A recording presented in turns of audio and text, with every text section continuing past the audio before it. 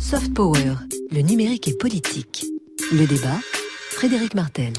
Comme chaque dimanche, pour terminer Soft Power, le débat sur le numérique et politique. Et ce soir, on pose la question, le numérique est-il genré? Et pour y répondre, nous serons avec Laure de la Raudière, députée Les Républicains. Bonsoir madame. Bonsoir Frédéric Vous Martel. êtes constructif, agir dans la majorité, l'opposition, vous en êtes très où? constructive et nous avons confondé avec Franck Riesser et quelques collègues parlementaires ainsi que des élus locaux Agir. le parti politique Agir, la droite constructive.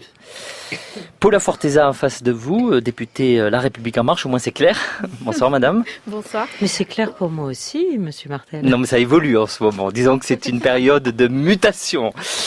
Au fait, l'une et l'autre, vous préférez que je dise madame la députée ou madame le député? C'est un débat encore à l'Assemblée nationale quelquefois. Madame la députée. Et moi je vous dirais que j'aime les deux et je laisse la liberté de choix à l'interlocuteur. État des lieux sur cette question complexe. Le numérique est-il genré? Question évidemment sur la présence des femmes, notamment dans ce secteur. On peut peut-être commencer par ce qui se passe, à savoir la réalité. Paula Forteza. Alors oui, le numérique est genré, mais ce n'est pas une fatalité, c'est un fait social, historique, culturel. On voit par exemple que dans les grandes entreprises technologiques, nous avons entre 20 et 30% de femmes et elles sont plutôt dans des postes de leadership, de communication, d'animation de communauté et pas du tout dans des postes techniques. Et tout ça reflète en fait un manque de formation au numérique. Nous avons entre 5 et 10% de femmes dans les écoles du numérique aujourd'hui en France, par exemple École 42, Epitech, etc. Laure de la Raudière. Oui, ça se retrouve aussi en fait dans les cursus scientifiques et dans les cursus en particulier d'ingénieurs dans l'école polytechnique. Je pense que vous avez 10 à 15% de femmes, mais ça n'a pas beaucoup évolué depuis 30 ans en fait. Il y a 30 ans, quand moi j'ai fait mes études d'ingénieur de télécommunications, c'est pareil, il y avait 10 à 15% de femmes. Statu quo. Ce qui se passe quand même, c'est que sur le métier de développement, je suis ingénieur des télécoms, sur le métier pur de développement, sur le geek en fait, là on chute à 5% parce que ces métiers n'attirent pas du tout les femmes. Et quand vous regardez les métiers qui attirent les femmes, les métiers scientifiques qui attirent les femmes, où on a besoin d'un bagage en fait de maths, de sciences, il y en a, les femmes vont plutôt choisir des métiers comme vétérinaire, comme médecin. Sont des métiers, l'un est en relation avec les animaux, l'autre est en relation avec les hommes. Or, l'image aujourd'hui du geek dans l'imaginaire collectif, c'est finalement un mec peu soigné qui regarde les Simpsons et qui mange des pizzas et boit du coca. Qui a des grosses lunettes la nuit et qui est barbu. Je caricature, bien sûr. Mais c'est un peu ce que l'image. Mais ce sont là les freins, selon vous? C'est un des freins, c'est quand même important. C'est comment attirer les femmes si l'image qu'elles ont de ce métier-là est une image très très loin d'une image féminine. Et c'est pour ça que j'ai beaucoup apprécié une pub qu'on a vue cet hiver sur donc les abribus et d'Yves Saint Laurent, Y pour Yves Saint Laurent, et Yves Saint Laurent avait choisi de mettre un mannequin avec sa profession et il y avait marqué chercheur en intelligence artificielle. Eh ben vous pouvez être chercheur en intelligence artificielle et être superbe mec. Mais Yves Saint Laurent a fait une erreur. La marque Yves Saint Laurent a fait une erreur parce que ça aurait été encore plus fort de mettre une femme mannequin avec chercheuse en intelligence artificielle. Et c'est comme ça que vous pouvez aussi faire changer la culture, l'image que vous projetez en mettant une femme chercheuse en intelligence artificielle et ô combien féminine. Paula Forteza. Oui, je crois que le numérique est devenu un milieu peu accueillant pour les femmes. Donc il y a les cas d'harcèlement sexuel qu'on retrouve par exemple dans certains forums en ligne, Reddit, les forums liés aux jeux vidéo, mais aussi dans quelques entreprises. Et ces cas sont en général dénoncés aujourd'hui. Mais nous avons aussi tout un tas de comportements au quotidien qui sont intégrés par les hommes, tant par les hommes que par les femmes, et qui dénotent d'une culture un peu sexiste. Nous avons par exemple un manque de légitimité des femmes dans ce secteur. Par exemple sur GitHub, si on voit les propositions ou les contributions de code qui sont faites par les femmes, elles sont beaucoup plus scrutées, beaucoup moins réintégrées que les contributions faites par les hommes. Et cela change quand les femmes cachent leur identité ou se font passer par des hommes. Cela se renverse complètement. Il y a aussi les petites blagues liées au genre, du quotidien. Il y a le manque de modèles. On parle de l'image du geek qui est vraiment très masculine. Et tout ça ramène un manque de confiance dans les femmes, dans leurs propres compétences numériques. L'une et l'autre, lors de la Et en même temps, vous voyez que beaucoup de femmes ont des très très belles réussites dans le numérique, d'entrepreneuses, et qui peut-être sans le numérique n'y seraient pas arrivées. Parce qu'elles ont eu des idées, en général je pense à Envie originales, de Fraise. innovantes. Envie de Fraise, vous savez, c'est une start-up qui a décidé de concevoir des vêtements pour femmes enceintes avec plusieurs collections par an et fabriquées en France. C'est une fille absolument remarquable, et en fait, quand elle était en congé maternité, elle était chez elle et elle voulait s'occuper pendant les siestes des enfants, et elle s'est dit, je vais commencer à regarder comment développer un site internet pour proposer des vêtements de femmes enceintes, surtout que quand j'étais enceinte, j'avais jamais ce qu'il fallait dans les boutiques et tout. Et en fait, ça permet aux femmes de développer des entreprises, mais pour autant, les métiers les plus techniques et les métiers les plus numériques et les métiers les plus informatique aujourd'hui n'attire pas les femmes. Donc en fait, le numérique peut être un levier de réussite pour les femmes. Et il y a plusieurs icônes féminines en fait qui portent ce message, mais les écoles du numérique elles-mêmes ont du mal à recruter des femmes. Que pensez-vous l'une et l'autre, puisque la question a été évoquée par vous, Paula Forteza, de cette phrase d'Hélène Ullmann, développeuse qui a critiqué le sexisme dans le numérique dans son ouvrage Life in Code. Et elle dit dans ce livre, Twitter, par exemple, serait très différent aujourd'hui s'il avait été bâti par des gens pour qui le harcèlement est un vrai problème. Oui, donc on peut dire que Internet aujourd'hui a été construit majoritairement par des hommes et que le code même, l'infrastructure même, les contenus leur ressemblent. Et on voit par exemple sur Wikipédia, on n'a que 15% d'articles qui sont en lien avec des femmes. Et ça, c'est en lien au fait que nous avons que 9% de femmes qui sont éditeurs de Wikipédia.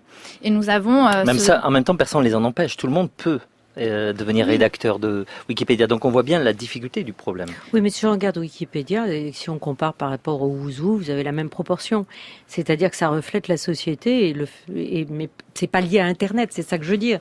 Et il n'y a pas plus finalement de sexisme sur Internet qu'il y en a dans la vraie vie. Pour moi, le fait qu'il n'y ait pas de métier, il n'y ait pas de femmes dans le métier du numérique, c'est pas lié au contenu qu'il y a sur Internet, parce que ce qu'il y a sur Internet, ça reflète la vraie vie. Ça reflète ce qui se passe aussi, les conversations et les blagues sexistes sur Twitter, c'est aussi des blagues sexistes qu'on va entendre au Café du Commerce. Donc c'est pas un monde meilleur. Non, c'est pas un monde meilleur, mais c'est un monde à fort potentiel. Et il faut que les femmes l'investissent. Alors justement, Parce que c'est comme ça aussi qu'elles peuvent prendre le pouvoir. On vient de faire l'état des lieux. Vous êtes toutes les deux députées, donc j'imagine que vous êtes entrées en politique aussi pour agir. Qu'est-ce qu'on peut faire ? On commence par vous, Paula Forteza. Merci. Je crois que la réponse est dans l'éducation. Il faut former les gens au numérique dès le plus jeune âge. C'est la seule façon où vraiment les femmes, autant que les hommes, pourront s'approprier de cet outil, s'approprier de ce véhicule. Donc je crois vraiment que, parce qu'il y a eu beaucoup d'initiatives, Red Hat, Debian for Women, Girls in Tech, Girls for Code, il y a beaucoup d'initiatives au niveau de la formation qui essayent de faire du numérique un espace plus divers. Mais cela n'aura aucun impact si on ne commence pas au plus jeune âge dans les petites sections. Laure de la Raudière. Alors, je suis complètement d'accord que ça passe par l'éducation et pour lutter contre le sexisme, pour lutter contre tous les métiers genrés, ça passe par l'éducation, c'est bien évident, et dès le plus jeune âge. Moi, je souhaite qu'on transforme le cours de techno du collège en cours de culture numérique. Donc vous avez de la 6e à la 3e 1 heure par semaine qui est consacrée à la techno et on refait des piles au sodium, on fait des pliages, ils font des circuits électriques, c'est très bien, c'est très intéressant. Mais je pense qu'aujourd'hui, il y a une urgence à intégrer notre culture numérique au sein du collège. Je vois que vous avez des souvenirs de votre enfance qui vous ont marqué. Mais moi, j'ai jamais eu de cours de techno, ça n'existait pas, je suis trop vieille. Mais j'ai des enfants qui ont eu des cours de techno et ils se sont embêtés à mourir. Et ils ont même pas appris à coder et à développer un site internet au collège. Et en fait, je milite pour que le cours de techno soit transformé en cours de culture numérique, où on fasse un peu de code, un peu d'algorithmie, de compréhension de ce que c'est qu'un réseau social et de l'ampleur que ça peut prendre sur un réseau social. Facebook, Twitter, qu'on sache bien les utiliser. Les problèmes de vie privée, les problèmes de gestion de l'identité numérique aussi. Qu'on sache ce qui se passe quand on a un bad buzz sur Internet, ce qu'il faut se faire. Troisièmement, qu'à la fin de la troisième, tout le monde sache développer un site Internet. Ça veut dire commencer par former les enseignants aussi. Oui, mais les profs de techno, il y en a à mon avis déjà 50% qui sont capables, sans beaucoup de plus de formation, de mettre en œuvre ce cours de culture numérique. Donc je milite vraiment, faites passer le message. Ça fait 5 ou 6 ans que je me bats pour que on arrive, mais pas à moitié. On abandonne tout le reste et on fait culture numérique. Allez, Paula Forteza sur cette proposition. Et je suis parfaitement d'accord. C'est aussi une question de citoyenneté, c'est-à-dire que les citoyens doivent devenir indépendants et autonomes sur le numérique. Ils doivent s'emparer des grands sujets du numérique, la protection des données personnelles, le logiciel libre, les réseaux sociaux, pour pouvoir justement aussi se défendre au niveau numérique, pour pouvoir en être vraiment les maîtres. Alors après, moi j'ai une autre proposition, parce qu'on a eu beau féminiser les titres et faire de l'écriture inclusive le nouveau mantra de l'égalité homme-femme, je vous dis qu'en 30 ans, par rapport aux études scientifiques pour les femmes, ça n'a pas changé d'un iota. Or, il y a 30 ans, on parlait pas d'écriture inclusive. Donc on se concentre sur des faux débats, mais on n'a pas fait évoluer, selon vous ? Typiquement, je pense que j'appelle les marques à mettre en avant des femmes dans des métiers d'hommes. De quand elles choisissent un mannequin pour un nouveau parfum comme Yves Saint Laurent, je vous ai cité, c'est pas un homme qui a choisi, que ça soit une femme chercheuse en intelligence artificielle. Ou alors développeuse du nouveau robot pour l'assistance auprès des personnes âgées. Je suis sûre que ça passera, parce qu'il faut que les femmes se sentent bien dans ces métiers tout en gardant leur féminité. Paula Forteza. Sur les stéréotypes justement liés au métier, il y a par exemple un gros biais dans l'algorithme de Google Translate. Il y a quelques langues. Il y a beaucoup de biais dans cet algorithme. Il y a beaucoup de biais. Pas que celui-là. Voilà, il y a quelques langues qui sont neutres et donc quand on traduit par exemple le turc, quand on traduit du turc à l'anglais ou du turc en français, on retrouve que maîtresse d'école va toujours être féminin, que développeur va toujours être masculin. Et donc voilà, qu'il y a des genres disons par défaut qui véhiculent des biais culturels et des biais de genre. Alors là, on a déjà fait un certain nombre de propositions. En même temps, l'école, c'est une solution répétée constamment. C'est aussi, je dirais, quelque chose qui est très très difficile de faire évoluer. Est-ce qu'il n'y a pas d'autres propositions peut-être plus opérantes rapidement ? Celle que je vous fais, elle est opérante très rapidement. Dans tous les collèges de France, il y a des salles informatiques et dans tous les collèges de France, il y a des profs de techno. Il suffit de savoir ce qu'on veut enseigner en techno, en fait. Et vous voulez prendre une initiative peut-être à l'Assemblée nationale ? Mais c'est pas dans la loi. C'est pas dans la loi. Ce qui est le contenu des programmes, c'est pas dans la loi. L'initiative, chaque ministre de l'Éducation nationale, j'ai été voir son cabinet. Je pense qu'aujourd'hui, le numérique prend une telle ampleur dans la société qu'il y a une meilleure écoute. Et il y a une vraie volonté d'avancer sur ces sujets-là. Ça me semble essentiel. Aujourd'hui, vous avez 50% des gamins qui arrivent, qui sont en CM2, qui ont déjà un compte Facebook. Normalement, c'est interdit aux moins de 13 ans. Moi, je connais pas beaucoup de gamins de 13 ans en CM2.